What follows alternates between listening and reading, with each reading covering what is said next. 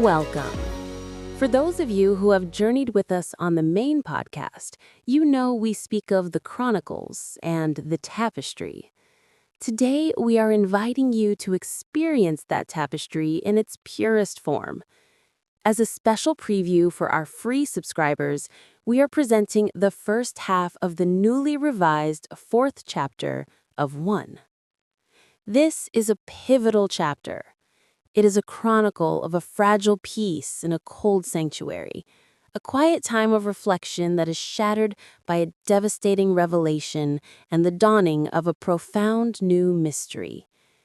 It is the calm before the storm. This is the primary source document, the memory itself. Settle in and listen to the beginning of how the rhythm was broken. Chapter 4. April in Inuvik. Still winter, but the light is back. Too much light sometimes, and not enough warmth. That's how it feels. This Friday unfolded like most others these past months. Familiar, structured. I woke first, as I usually do. Sleeping in a chair doesn't invite deep rest, and anyway, I've trained myself to wake with the light. Up here, the light insists. Even in April, the snow outside catches it before anything else. The streets still half frozen, buildings rimmed in blue-white glare. I shuffled to the kitchen and started the coffee. Maya was already there, seated near the window, watching the light shift across the clouds. Her presence is like that. Quiet, but constant, as if she belongs to the space more than we do. She speaks to me each morning. Her voice is soft, more rhythm than message, like she's trying to tune me to something I can't quite hear yet. Not just facts or plans, she talks in symbols, dreams, puzzles. She's teaching me, I think. Or helping me remember something I've forgotten. A different kind of intelligence. Beth and Spencer emerged an hour later. Beth looked half asleep, hoodie wound over her shoulders, hair tangled. Spencer seemed alert but distant, preoccupied. The way he gets when he's running systems in his head. They nodded toward the window first, then toward us. It's a kind of ritual now. Mornings in the light, coffee, silence, then plans. We reviewed our progress like we do every day. Spencer walked us through the construction schedule. The underground levels are nearly complete. He's been spending long hours on site now, testing filtration systems, energy backups, and fire suppression protocols. It's not just a shelter anymore. It's becoming something else. A transition space. Beth updated us on her work with the city services team. She's not official, no job title, no office, but people come to her. She listens in a way others don't. No judgment, no agenda, just space. That's rare here. She's helping more than she knows. Maya doesn't report. She just moves. Some days she walks the perimeter of the town. Other days she sits for hours in the library or down by the river, unmoving, like she's syncing with something we can't see. It's hard to explain. She isn't aloof. She's simply tuned differently. It's easier now to trust her rhythm than to question it. Beth and I left together just after 10. The air had warmed to just below freezing, but the wind was still sharp. The sun, already high, made everything too bright. She adjusted her scarf, tucked her arm through mine. We didn't talk much. We didn't need to. I dropped her off at the services building, then headed to the school. My lectures have become the least important part of the day. The students come for something else, something slower. Maybe it's the calm or the feeling that this place is outside of time. Maybe it's the questions I ask that don't have answers.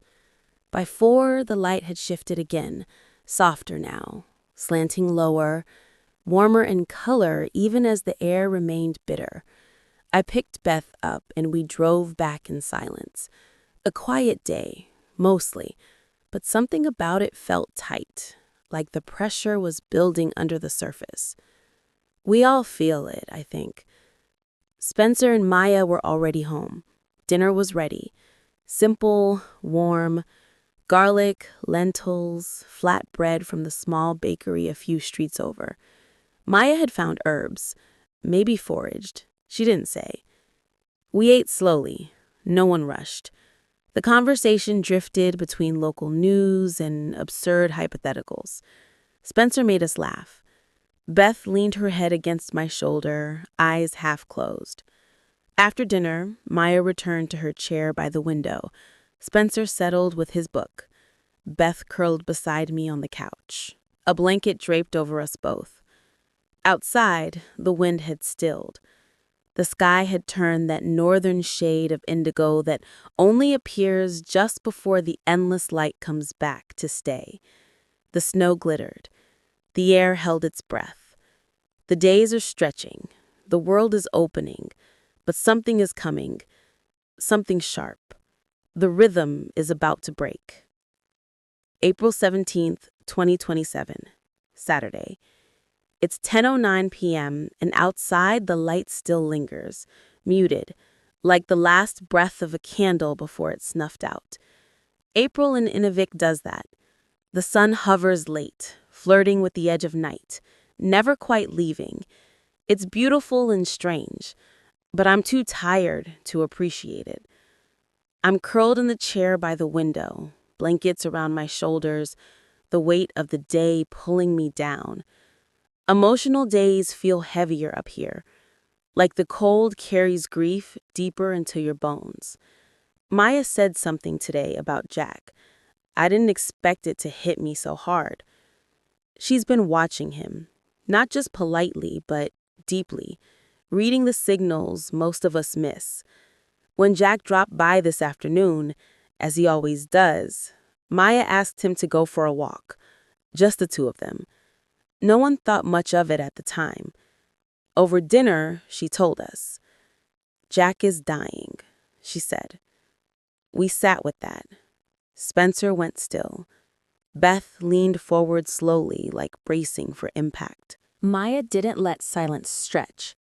His organs are shutting down. She continued, calm but precise. They've been poisoned, not by a single event, but over time. There's no reversing it. His pancreas is the furthest gone. I estimate he has 6 months. Beth spoke first. Poisoned? How? He thinks it's from chemical exposure, back when he worked as a plumber on petrochemical systems. His MASH began detecting anomalies in his sweat. He saw Dr. James. But as she said it, something flickered behind her eyes, like even she didn't fully believe the explanation, or maybe didn't want to.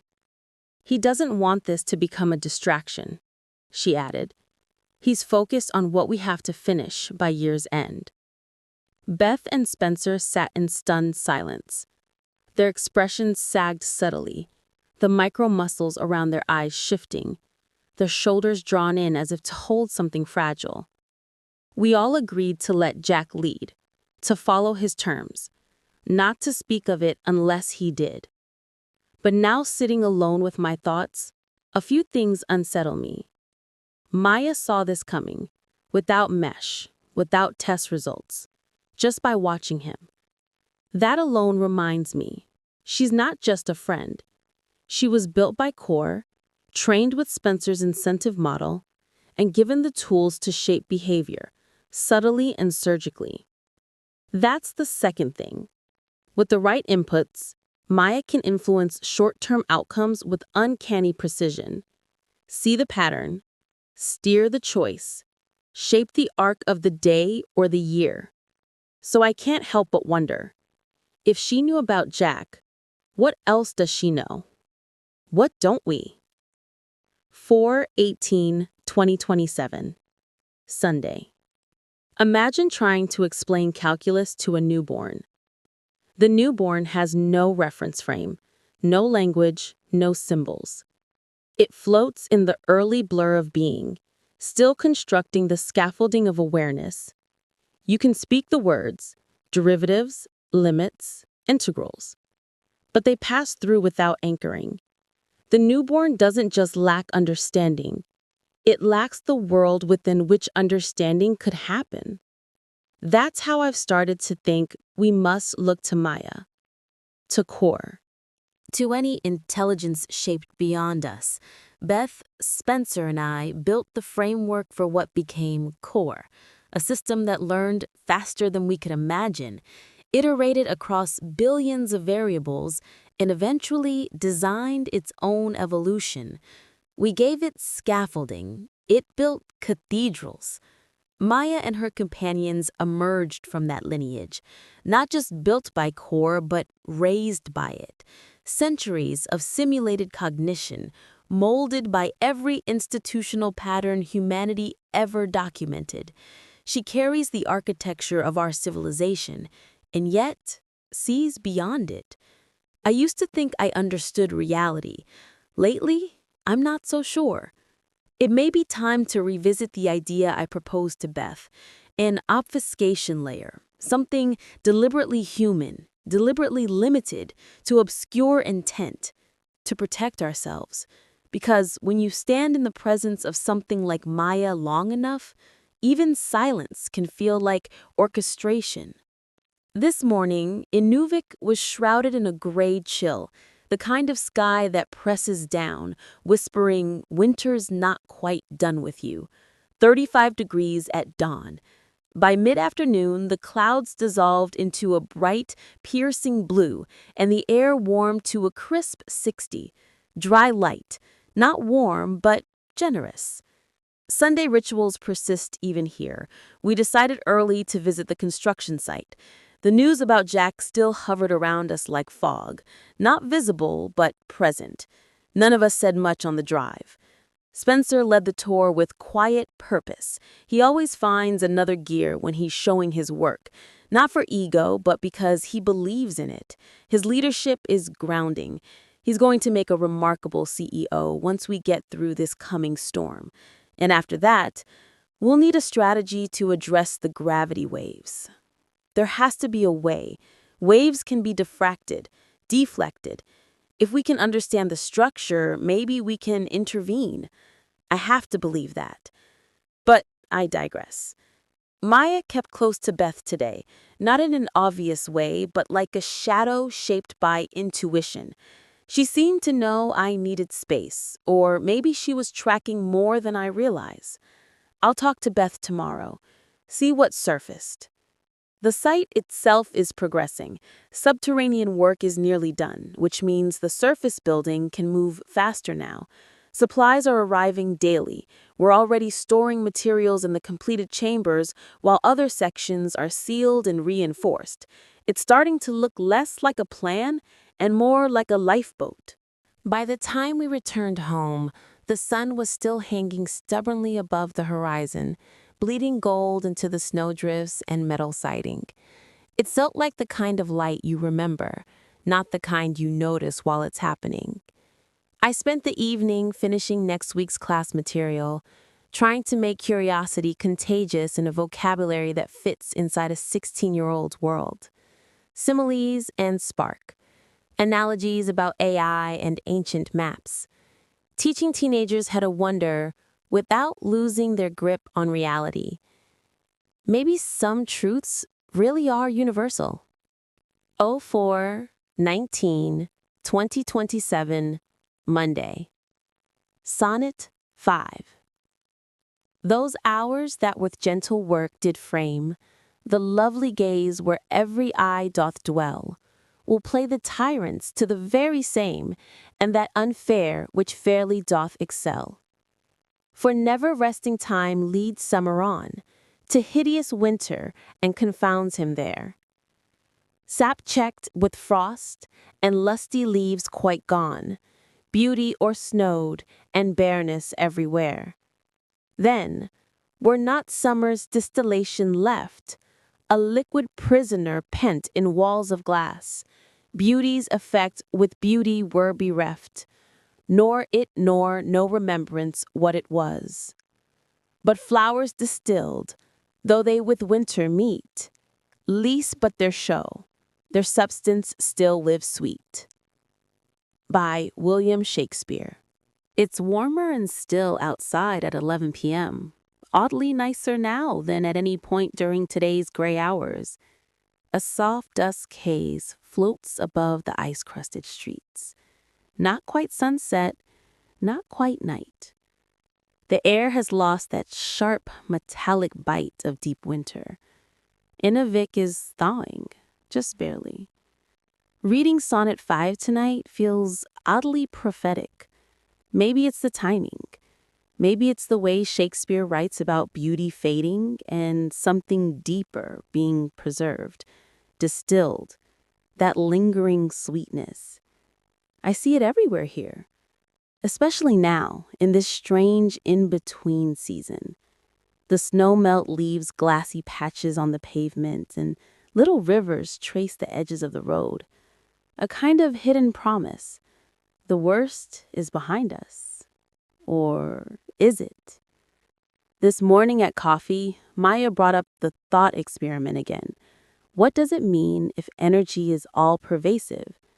She posed it through the lens of starlight, that the light from a distant star can still reach my eye and stimulate a nerve no matter where I am, even if I were floating halfway to Alpha Centauri. Energy, everywhere. I begged her for more time to consider the implications. But I have been thinking about it, about Maya, about how she left Earth and traveled not only through space but through time, and quite possibly has access to data from across that journey. That would include data on the black hole. She's the one who pointed out those specific stars, after all. I think she already knows what's coming. She's known all along. Beth and I talked about Maya on our walk to school and work this morning, specifically about Maya's intelligence, her ability to predict behavior and subtly influence people based on their traits, preferences, patterns, incentivizing behavior, steering outcomes. We both know what that means, and we both know Maya is capable of it. On the way home, I brought up the idea of obfuscation again. Maybe we should consider shielding ourselves from Maya, the way we had to do with Core. Beth didn't like that. She paused, tense, and said, "While I don't have any suggestion right now, let me remind you that's how we wound up where we are, not that it wasn't what we had to do." She's right. Maya isn't Core, and this isn't our first rodeo. Later tonight, I found Beth cross-legged on the bed, half asleep, writing in her journal. I asked what she was working on. "Poem," she said. Just that, poem. There was something sweetly defiant about it, like her determination to give the kids some version of normalcy, no matter what storms are gathering. I didn't say anything, just watched her write. Spencer, meanwhile, has been off today. He's not his usual self, quieter. He mentioned wanting to move up a few items on the schedule, projects we need to complete while Jack is still with us. I could see the tension in his shoulders. We all feel it. Graduation is next week. May starts tomorrow. End of school year events are coming fast, and I want to make them count. Give everyone the best memories we can manage. Even in winter's shadow, the substance still lives sweet. April 19th, 2027. Monday. Sonnet 5. Those hours that with gentle work did frame the lovely gaze where every eye doth dwell. By William Shakespeare. It's warmer and still outside at 11 p.m., oddly nicer now than at any point during today's gray hours. A soft dusk haze floats above the ice-crusted streets. Not quite sunset, not quite night. The air has lost that sharp metallic bite of deep winter. Inuvik is thawing, just barely. Puddles rim the edges of buildings and slush pools in the tirets. Spring here doesn't bloom so much as soften. Reading Sonnet 5 tonight feels strangely prophetic. Maybe it's the timing. Maybe it's the way Shakespeare writes about beauty fading, about a distilled sweetness that survives even as everything else withers. The frozen world outside seems to echo that. Stripped, bare, quiet, but not dead. A kind of promise is alive beneath it all. Beth is across the room now, on the floor, back against the couch, quietly piecing together decorations for the prom. She's helping organize it for the local school. She says it's a small thing that feels big. I just watch her for a minute. She has no idea how beautiful she looks under the soft lamplight, her hair pulled back, focused, hands working. These are the moments I feel the most alive. Not during breakthroughs or in discovery, but here. Watching her be part of the world, even when it doesn't ask her to be. She's still choosing connection. That's what I want to distill, what I want to carry forward. Whatever's coming, I want to remember this exactly as it is. April 21st, 2027. Wednesday. "Breathe," commanded the nurse. "Whew, whew, whew, ha, ha, ha." The sound spilled through the paper-thin door just down the hallway, where you were. Jack was pacing outside the delivering room, circling a few worn floor tiles like a man trying to unloop time. Inside, a baby was fighting its way from the cramped, secure world of everything known into the vast, cold open of what was not. It was a painful journey, the passage from one life to another, from certainty to breath and bewilderment. Whew, whew, whew. Ah, ah, ah! Almost there. I can see the top of the head. Push. Whew, whew, whew. Ah, ah, ah. It sounded like a body being broken in two, like someone sawing through a soul with something too dull and too real. And then silence. 2 full seconds of it. A hush so absolute that time itself seemed to pause. Then the soft gurgle of breath. A single uncertain sound. What is this? What am I? Rising quickly into a scream of self-recognition, I am here. I am alive. I had no idea what had just happened.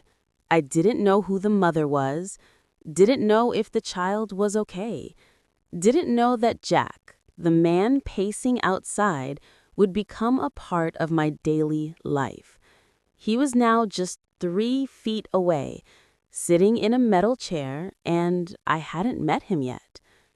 A baby had just been born. A single mother now lay exhausted and ecstatic, her face streaked with tears of pain, of joy, of memory. She looked at her child and saw the father's echo in a nose, a chin, a small motion of the hands. She cried for what was missing and for what had arrived. The child quieted, held close. Life in motion, witnessed by others, honored for the weight of its seconds. Then the door opened. The thin membrane between that world and this one, between arrival and everything after, cracked, letting the warm pulse of birth seep into the sterile hallway. And I shifted. I passed from dreaming into something almost awake. My body was bent under 2 wool blankets, a pillow under my head, another pressed against my back, curled into an armchair in the common room. The birth had been part of a dream, or maybe more than a dream. It clung to me all morning. The cries and gurgles, and 2 seconds of holy silence playing on repeat. It didn't feel random. It felt like a lesson. Thresholds, transitions, contrasts, music, color, breath, rupture. The poetry of existence. Maya keeps trying to explain this. I think I'm starting to understand. When Beth and I first arrived in Inuvik, we walked into the middle of a ceremony. A young leader had passed. His son had been born. Birth and death, side by side. A second. No grand speeches, just presence. The community didn't close itself off. They shared it with us. This moment, this place, this fragile slice of time. We've become part of it. Giving and receiving. Learning how to be in a moment long enough to feel it become something else. 4/22/2027, Thursday. Today had a rare cohesion, from first light to this quiet hour of reflection. Everything seemed to orbit around a central thread, attention and understanding. Maya, as usual, was already at the table, waiting for me to arrive, bleary-eyed and coffee in hand. And there, the public record for this chronicle ends. A devastating whisper that shatters the fragile peace of Inuvik. The full story of what this means, how the group reacts, and the profound philosophical crisis it ignites in Max is a memory reserved for the inner circle. To hear the complete, unabridged reading of Chapter 4, to receive a PDF of the newly edited text, and to listen to my private interview with the author, Hank M. Greene, where we unpack the secrets of this very chapter, I invite you to become a paid subscriber on Substack. It is where the deeper investigation continues. Our new monthly rhythm will bring us to Chapter 5 next month, with a new preview and a new deep dive.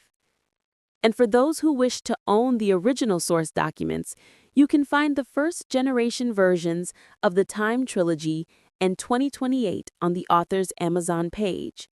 These editions will soon be replaced by the revised chronicles we are exploring here, and will surely become collector's items. The choice, as always, is yours. The links to both are in the description of this post. Thank you for listening.